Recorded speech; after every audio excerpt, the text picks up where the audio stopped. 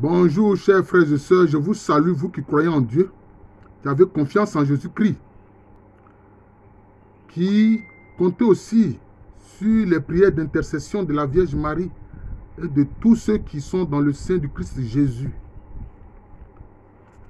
Alors, je vais parler d'un sujet qui n'est pas courant au plan spirituel, notamment chez les disciples du Christ Jésus. C'est ce que j'appelle l'âme vengeresse.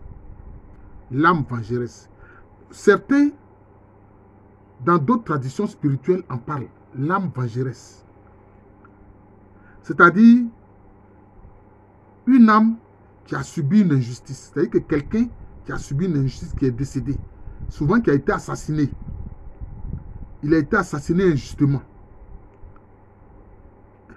Et alors, son âme réclame justice. Et quelquefois, les gens ont appelé ça en français l'âme vengeresse. C'est-à-dire l'âme qui veut se venger. En fait, c'est l'âme qui réclame justice. Voilà. Si la justice est une vengeance, tant pis. Mais c'est une âme qui réclame vengeance. Chez les Malinké, les Bambara, tu connais ça. Ils appellent ça Nyama. Hein? Ceux qui dit ont une âme vengeresse, on appelle les Nyamankala. Par exemple, il y a certaines familles, ceux qui sont les Djeli, qu'on appelle improprement griots, etc. On dit que ceux-là, ils ont une âme vengeresse. C'est-à-dire que si tu leur fais du tort, là, leur âme va réclamer justice contre toi. C'est ça, en fait. Donc, les gens appellent ça improprement l'âme vengeresse. J'ai dit que les chrétiens ne font pas attention à cela, mais cela ne veut pas dire que on n'en parle pas dans la Bible. Je suis désolé, on en parle dans la Bible. Quand Caïn a assassiné Abel, qu'est-ce que Dieu a dit à Caïn? Il dit, mais Caïn, où est ton frère? Et Caïn, l'impoli qui lui répond, suis-je le gardien de mon frère? Un impoli comme ça, c'est comme ça qu'il répond à son créateur. Suis-je le gardien de mon frère? Mais parce que les criminels, c'est comme ça qu'ils font. Puisqu'ils se moquent de ceux qu'ils ont assassinés.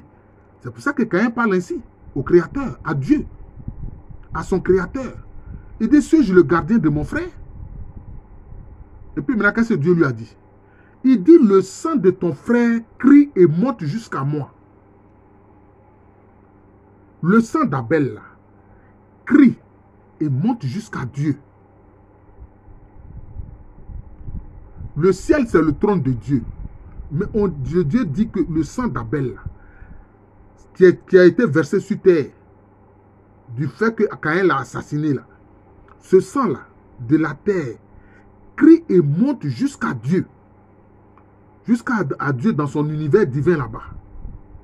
Frères et sœurs, est-ce que vous comprenez ce que je suis en train de dire? Vous comprenez? C'est pour ça que faire du tort à quelqu'un, ce n'est pas bon. Ce n'est pas bon. C'est pour ça que Dieu lui-même dit, je suis le protecteur de la veuve et de l'orphelin. Et qu'est-ce que dit encore la parole? Quand le pauvre crie, le Seigneur entend. Je répète, quand le pauvre crie, le Seigneur entend.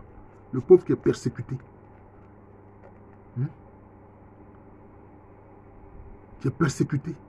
Qui est appauvri. Comme on voit les pays occidentaux qui sont en train d'appauvrir les Africains. Là. Ou même comment je vais dire ça, leur élite financière et industrielle cupide qui appauvrissent aussi leur propre peuple. Donc aujourd'hui, même en Europe, il y a des gens qui mangent la soupe populaire, qui dorment dans les rues, ou aux États-Unis, qui dorment dans leur voiture. Donc c'est cela. Et qu'est-ce qu'il a dit? Il a dit que le sang de Jésus-Christ crie plus fort que le sang d'Abel. Le sang de Jésus-Christ crie plus fort que le sang d'Abel. Vous entendez? Je reprends une dernière fois. Le sang de Jésus-Christ crie plus fort que le sang d'Abel. Pourquoi? Il est innocent. C'est vrai. C'était un sacrifice. Mais les gens l'ont tué injustement. Ils l'ont accusé de blasphémer, etc. Et que s'il ne meurt pas, ce ne sera pas bon pour le salut du peuple. Comme ce qu'on a vu le grand prêtre du moment, Caïphe, dit là. Voilà, donc c'est cela. Donc c'est ça. Donc, ceux qui commettent les crimes, là, leurs victimes réclament justice. Leurs victimes réclament justice. C'est l'âme de ces victimes-là qui réclame justice. C'est ce que les gens ont appelé l'âme vengeresse. Ils réclament justice. Parce que les âmes sont vivantes. C'est ce que les gens ne comprennent pas. Les âmes sont vivantes. Et on va comprendre ça. On peut prendre des exemples historiques pour illustrer ce que nous disons. Pour que les gens comprennent que on ne tue pas impunément les gens. On ne tue pas impunément les gens. Voilà les Belges. Ils ont tué Patrice Lumumba. Ils ont gardé sa mollesse, une partie de ses dents. Mais Patrice Lumumba, il est décédé. On l'a tué quand? C'est dans les années 60. Hein? Cela les a tellement perturbés, les Belges là. Maintenant, ils viennent demander pardon. Mais de la mauvaise façon. Mais il faut faire réparation. Il faut faire réparation. Parce que dans cette affaire, ce n'est pas seulement Patrice Lumumba qui est mort. Hein. Ils ont tué d'autres personnes, d'autres Congolais. Voilà les faits. Ça les perturbe. Ils ne sont pas tranquilles. Hein? Mais le roi des Belges, le roi Philippe, je crois, il est venu, mais tu n'as pas sûrement demandé pardon. Parce que ton grand-père ou ton arrière-grand-père, Léopold II, il a tué plein de gens, plein de Congolais, des millions de Congolais. Rien que dans l'exploitation du caoutchouc. Il coupait des bras, il coupait des seins. Il a été le premier à faire ça. C'est ça que les rebelles en Sierra Leone et puis aux Libériens ont imité. Voilà. Donc c'est ça. Donc ils pensent qu'ils vont commettre des crimes et puis c'est sans conséquence. Ah non, il y a des âmes, les âmes victimes réclament justice. Il faut que les chrétiens sachent cela. Il faut que ceux aussi qui ne sont pas chrétiens, qui vont tomber sur cette vidéo-là de moi, il faut qu'ils sachent cela. Voilà. Vous voyez? Regardez la guerre de sécession aux États-Unis. Vous pensez que c'est un hasard? Pendant des siècles, ils ont maltraité les esclaves noirs. Les noirs qu'ils ont esclavagisés. Parce que ceux-là, ils ne sont pas nés esclaves, non. Les noirs qu'ils ont esclavagisés. Quand ils étaient en Afrique, ils étaient libres. On les a envoyés là-bas, on les a esclavagisés. On les a maltraités. On a nié leur humanité. On a nié leur humanité. Vous voyez? Mais au moment de la guerre de sécession, vous pensez que les Américains du Nord, là, les États-Unis du Nord, là, c'était pour le beau sourire des esclaves noirs qu'ils ont fait cette guerre contre ceux du Sud? Non. C'est parce que eux, leur région était industrialisée. Donc ils ont dit à ceux du Sud, là, il faut laisser ces noirs-là, il ne faut plus qu'ils soient esclaves. Vous n'avez plus besoin de leur main-d'œuvre parce que nous avons maintenant des machines. Nous avons des batteuses, nous avons des semeuses, nous avons des moissonneuses. C'est ça qu'il faut payer. Et ces machines-là, c'est mieux. Mais pour eux, c'était dans un esprit d'argent. Voilà. C'était pour des affaires. Mais cette guerre qu'ils ont fait entre eux, là, la guerre de sécession, là, entre les États-Unis du Nord et puis les États-Unis du Sud, là, ça fait combien de millions de morts? Vous voyez? Vous avez maltraité les Noirs, esclaves. Ça s'est retourné contre vous d'une certaine façon. Ils se sont massacrés entre eux. Vous allez penser que c'est un hasard? Non, ce n'est pas un hasard. Même aujourd'hui, ce qu'on voit, ce qu'on appelle les fusillades aux États-Unis. Quelqu'un qui de chez lui à la maison poste sur le net que lui, il va aller tuer des gens. Il va aller tuer des gens. Des gens qu'il ne connaît même pas. Il ne les connaît même pas. Il n'a même pas vu le visage d'une de ses victimes. Mais il se poste quelque part et puis il commence à tirer sur eux pour les tuer. C'est récurrent aux États-Unis. C'est récurrent aux États-Unis. Aujourd'hui, il y a des policiers du Ku Klux Klan qui tuent les Noirs, qui tuent les Noirs, qui tuent les Noirs. Dernièrement encore, près de 60 balles que 6 ou 8 policiers ont mis dans le corps d'un Noir. Si ce n'est pas la haine. Mais ils pensent que quand ils font ça là, que c'est sans conséquence. Même si on ne vous a pas mis en prison, même si la justice des hommes ne vous a pas puni là, la justice divine va vous corriger. La justice divine va vous corriger. La justice divine va vous corriger. Vous pensez que quoi? Mais regardez toujours dans la Bible. Qu'est-ce que Dieu a dit à son serviteur David? Il dit, David, tu as tué Uri, le Hittite, pour prendre sa femme. La violence ne va jamais manquer dans ta maison. La violence dont tu as fait preuve là, ça ne va pas manquer dans ta maison. Mais on a vu cela. Son fils, même Absalom, s'en est pris à lui. On a vu l'un de ses fils qui a violé sa propre sœur. Vous voyez? Donc c'est ça. Mais Dieu a dit ça, mais en fait, c'est les conséquences de la loi. La loi de la justice. C'est pas que Dieu veut cela. Dieu, lui, il est amour, il est pur amour. Mais il leur parle de la conséquence. Il parlait à David des conséquences de ce qu'il a posé comme acte. Il y a toujours des conséquences quand on pose des actes. Que ce soit en bien ou en mal. Il faut que les gens comprennent ça. Hein? D'ailleurs, il lui a dit, toi, David, tu es l'homme selon mon cœur, mais toi, là, c'est pas toi qui vas construire mon temple. Parce que toi, tu es un homme de sang, tu as fait la guerre tout le temps. Tu as versé le sang des gens. C'est pour ça que quand les gens font des guerres, bon, ils versent le sang, ils pensent que c'est sans conséquence. Pourtant, David faisait ces guerres-là, pour lui, c'était dans un esprit de justice pour défendre le peuple hébreu. Mais Dieu lui dit que toi, tu es un homme de sang. Donc, moi, je ne veux pas que tu construises mon temple. C'est ton fils Shlomo. Quand on dit Salomon, là, c'est Shlomo. La base, c'est Shalom. Ça veut dire la paix. Comprenez bien les pensées de Dieu. Et cette vidéo-là, j'espère que les gens vont bien comprendre ça. Voilà. Et qu'ils vont la partager. C'est pas un hasard. Donc, quelqu'un, il sort aux États-Unis, on dit fusillade. Il tue des gens. Il tue des gens. Il tue des gens. Vous pensez que c'est pourri? Mais vous, les Américains, partout, vous êtes allés faire des guerres. Les États-Unis, partout, vous êtes allés faire des guerres. Tuer des milliers de gens. Que ce soit au Vietnam. Que ce soit, comment on appelle ça, en Irak, en Syrie, en Afghanistan, un peu partout. Hein? Ils pensent que c'est sans conséquence. Non, ce n'est pas sans conséquence. Parce que ces âmes-là, de ces innocents que vous avez tués, pour des raisons stratégiques et de domination, mais ça se retourne. Des gens même qui vont aux États-Unis, vont dans une école pour tuer des enfants. Vous pensez que c'est pour lui? C'est pour leur faire comprendre que vous tuez, non? Vous allez voir ce que tuer fait. La douleur que vous avez semée chez les autres, là, chez les parents de vos victimes, là, vous allez sentir la même douleur aussi chez vous aux États-Unis. Là-bas. Ça me fait mal de dire cela, mais c'est vrai. Ce sont les faits. C'est comme ça. C'est vrai. Hein? Les Européens, ils ont fait quoi? Quand ils ont fait leur révolution industrielle, ils voulaient des matières premières, ils ont fait quoi? Ils ont fait la colonisation. Même avant la colonisation, quand ils sont allés, comment on appelle ça, conquérir les Amériques, qu'est-ce qu'ils ont fait aux Amérindiens? Ils ont commis des génocides là-bas. Que ce soit en Amérique Nord comme en Amérique du Sud, ils ont commis des génocides. Les gens pensent que c'est sans conséquence. Ah si, c'est une conséquence. Les Espagnols qui ont colonisé une bonne partie de l'Amérique du Sud, là, est-ce qu'ils n'ont pas connu la guerre civile entre 1936 et 1939? Ils vont dire que c'est un hasard? Non. Eux aussi, ils ont connu des milliers de morts. Hein? La famille royale du Portugal qui a conquis le Brésil, qui a commis un génocide contre les Indiens de cet espace-là, est-ce qu'ils n'ont pas subi une conséquence?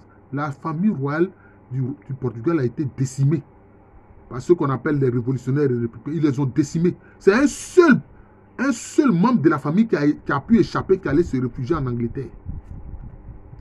Vous pensez que c'est sans conséquence? Les gens agissent et puis ils pensent que c'est sans conséquence. Ah non, il y a des conséquences. Il y a des conséquences. Il y a des conséquences. Vous avez fait tous ces crimes, notamment en Europe. Qu'est-ce qui s'est passé? Entre eux-mêmes. D'abord, la guerre entre l'Allemagne et puis la France, la guerre de 1870. Ils se sont entretués. Ensuite, la Première Guerre mondiale, la Seconde Guerre mondiale, ils se sont entretués. Avec à la clé des millions et des millions de morts. Vous pensez que c'est un hasard? Non, ce n'est pas un hasard. Ce n'est pas un hasard, chers frères et sœurs. C'est une affaire d'âme vengeresse. Mais en fait, qui réclame justice. Qui réclame justice. C'est tout. Vous allez me dire, mais ceux qui l'ont fait là, ce n'est pas forcément ceux-là. Mais, mon ami, mais ce sont les descendants qui sont là. Est-ce que tu ne transmets pas ton ADN à tes descendants? Tu ne transmets pas ton sang à tes descendants? Il ne faut pas dire qu'ils n'ont rien à voir. Est-ce que quand ils commettaient ces crimes pour bénéficier de ces matières premières, de cet enrichissement-là, est-ce que les enfants, les descendants n'en ont pas profité? Qu'est-ce qui a développé l'Europe? C'est le pillage des matières premières des autres. C'est l'esclavagisation. Ils ont quitté les Amériques. Ils disent qu'ils mettent fin à l'esclavage. Alors, ce sont les esclaves eux-mêmes qui se sont libérés, d'ailleurs. Voilà. Ça, j'ai fait une vidéo, je crois qu'il fait une vidéo là-dessus, je ne sais même plus. Ce sont les esclaves eux-mêmes qui se sont libérés. Hein? Et maintenant, qu'est-ce que vous venez faire? Vous venez en Afrique, vous colonisez les Africains, et puis vous leur imposez le travail forcé. Mais le travail forcé, c'est quoi? Ce n'est pas de l'esclavage. Le travail forcé là, ce n'est pas de l'esclavage, c'est de l'esclavage. Ils sont venus encore faire l'esclavage ici, alors qu'ils prétendaient qu'ils sont généreux. Voilà, Victor Schœlcher, les amis des Noirs et tout ça. Un mensonge historique. Mais après, qu'est-ce qui s'est passé? Ils ont eu la Première Guerre mondiale, ce qu'ils ont appelé la Première Guerre mondiale, et la Deuxième Guerre mondiale, des guerres entre eux, entre eux-mêmes. Ça a donné quoi? Des millions et des millions de morts. Un océan de sang humain. Voilà les faits. Et vous allez penser que c'est un hasard? Chers amis, chers frères et sœurs, ce n'est pas un hasard, moi je vous le dis. C'est comme quand le sang d'Abel crie jusqu'à monter à Dieu. Quand vous tuez un homme là, injustement là, c'est ce qui se passe. Il crie, il demande justice. Voilà. Tant qu'il n'a pas eu justice, jamais il continue de crier. C'est comme les Japonais. Les Japonais, au moment où ils voulaient créer ce qu'ils ont appelé la Grande Asie, qu'est-ce qu'ils ont fait? Mais ils ont commis des crimes inouïs. En Chine, en Corée, et puis dans le reste de l'Asie, dans une partie du Pacifique, ils ont commis des crimes terribles. Les Japonais ont commis des crimes terribles. Je n'ai même pas envie de décrire certains, mais c'était terrible. En une seule journée, en Nankin, ils ont tué combien? Près de 30 000 personnes. En une seule journée. 30 000 personnes qu'ils ont tuées en Nankin. Ils prenaient le chinois. Quand ils font des expériences, ils avaient une cellule qu'on appelle la cellule 731. C'est une sorte de laboratoire. Quand ils font des expériences médicales, bon, on inocule par exemple un virus à un Chinois et puis on voit l'évolution dans son corps pour voir ce que ça fait. C'est comme ça qu'il faut traiter des humains. C'est pas comme ça qu'il faut traiter des humains. Maintenant, eux-mêmes aujourd'hui, ils se plaignent. Vous vous plaignez, la conséquence c'est quoi? Les Américains ont jeté 2 bombes atomiques chez vous là-bas. Avec le président Harry Truman. Truman, ça veut dire vrai homme, alors qu'il n'est pas vrai homme. Il pouvait vaincre le Japon sans avoir à utiliser ces 2 bombes atomiques. Mais il voulait essayer ça. Parce que certainement, les victimes des Japonais criaient justice. Pour que les Japonais voient ce que ça fait quand on tue les gens là. Ce que ça fait là. Pour que vous voyez ce que ça fait. Ce que vous êtes allé faire en Chine, en Corée, comment on appelle ça, en Birmanie et autres là. Vous allez voir ce que ça fait. Quand ils ont mis les 2 bombes là, c'est la première fois alors les Japonais ont entendu la voix de leur Mikado, c'est-à-dire de leur empereur, qui a dit, mettons fin à cette guerre, sinon notre peuple va disparaître. Ah bon? Là, c'est ce que Hirohito a dit. Mettons fin à cette guerre, sinon notre peuple va disparaître. L'empereur Hirohito, il a compris. Mais si ce n'était pas lui qui était intervenu là, sinon les militaires impérialistes là, ils ne voulaient rien comprendre. Le général Tojo et puis tout son staff là, ils ne voulaient rien comprendre, ils voulaient poursuivre la guerre. Il a fallu que l'empereur Hirohito monte en première ligne pour dire non, allez, on arrête la guerre. Parce que sinon, ces gens-là vont nous détruire, ils vont détruire notre peuple. Parce qu'ils ont une arme trop puissante, l'arme atomique. Voilà, frère. Vous pensez que c'est un hasard? Chers frères et sœurs, ce n'est pas un hasard. Moi, je vous le dis, hein, ce n'est pas un hasard. Voilà. Je vous remercie. Je parlais de spiritualité, mais j'ai été amené à inclure l'histoire là-dedans. Ce n'est pas un hasard.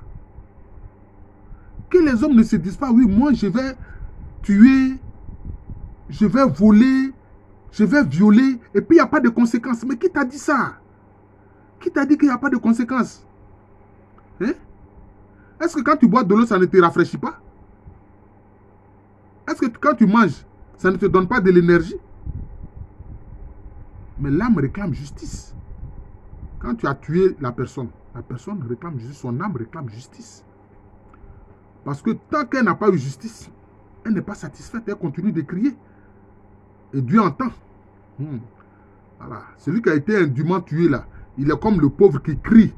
On dit quand le pauvre crie, le Seigneur entend. Les gens pensent que quand on dit pauvre là, c'est pauvre matériellement en argent. Non. C'est aussi celui qui réclame justice. On est appauvri de différentes façons. On peut être appauvri matériellement, on peut être appauvri moralement, on peut être appauvri dans la dignité, parce que quelqu'un d'autre piétine notre dignité. C'est comme ça, ils sont là, ils se disent hommes supérieurs, ils font des bêtises. Ils pensent que non, ils pensent que c'est sans conséquence. Il y a des conséquences.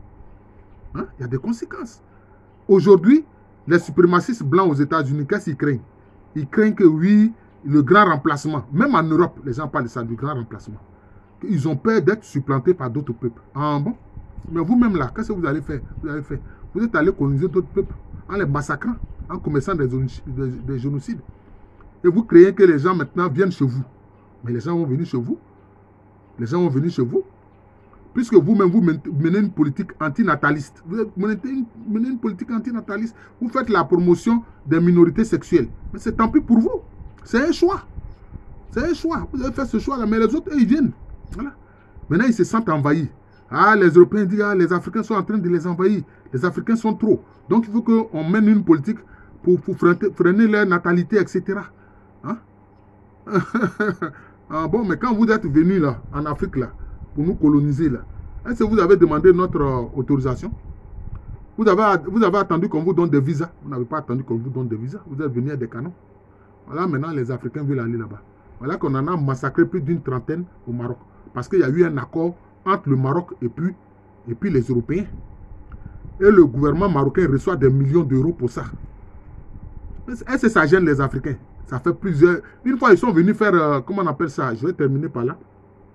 Une sorte de colloque des chefs d'État concernant les migrants africains qui vont en Europe. C'était même en Côte d'Ivoire, ici, à l'hôtel. Je ne veux pas faire la publicité, mais c'était en Côte d'Ivoire, ici, dans un hôtel de la place.